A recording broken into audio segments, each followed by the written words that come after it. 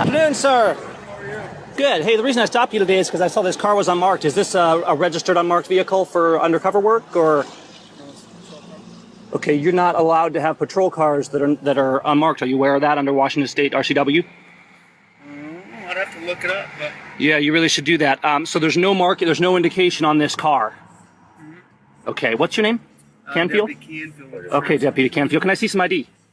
Can you see some ID of Yes. me? Yeah, I need to make sure that you need to prove you're driving an unmarked vehicle, so I need to make sure you're actually a police officer and that you have the authority to be driving this vehicle, because you seem to be kind of doing something that's clearly in violation of Washington state law. So I just want to make sure you are who you say you are, okay?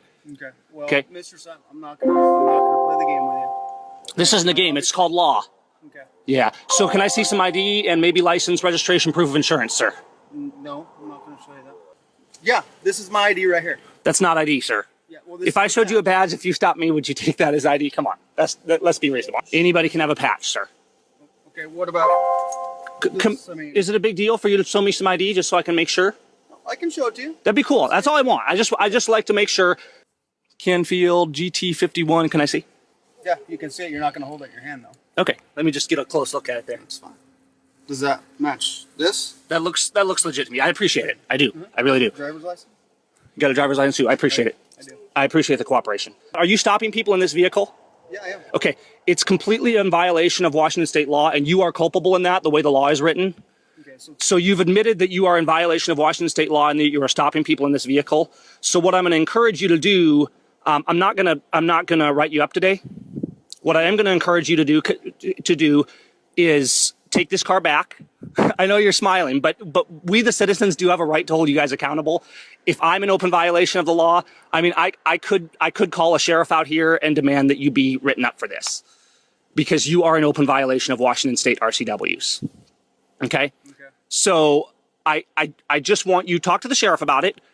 There's a problem with this in Soap Lake as well, and this is why I'm bringing this up lately. I really want you guys to be aware of this. I want you to follow along. Do you understand the safety concern? I mean, let's say it's 12 o'clock at night, my daughter's out driving around, and she doesn't drive yet, but you get the idea. And she gets stopped by what is supposedly a police officer, but there's no markings whatsoever. And that's one of the main reasons you should not be stopping people in a car that's unmarked, because that's when the safety concern really comes in. Somebody doesn't know if they're being stopped by a police officer.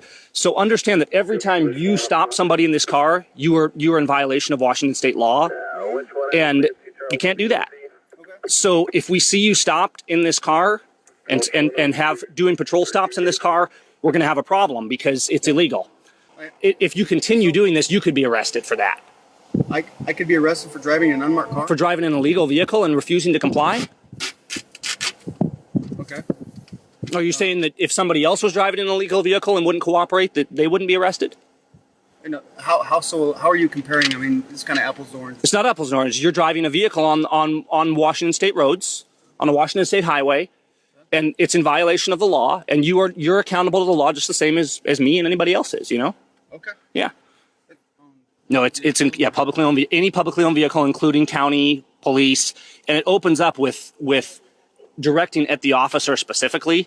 So, and that's the key for you. So you want to read this, because even if they give you an unmarked vehicle, you're legally obligated to not operate that unmarked vehicle, because the law is defined at the officer and says you, as the officer, shall not operate the vehicle on the public roadways, a publicly owned vehicle that's not legally marked. That's good to know. Just follow up on it and let's just get it taken care of. It doesn't have to be a big deal. And I understand that there's certain instances, as is referenced in the law, where there is exemptions, but patrol vehicles are not included in that. So, okay? Sounds good. All right. You be safe out there, Mr. Canfield. Take care. And that is how you stop a police officer. He was driving by. I flagged him over.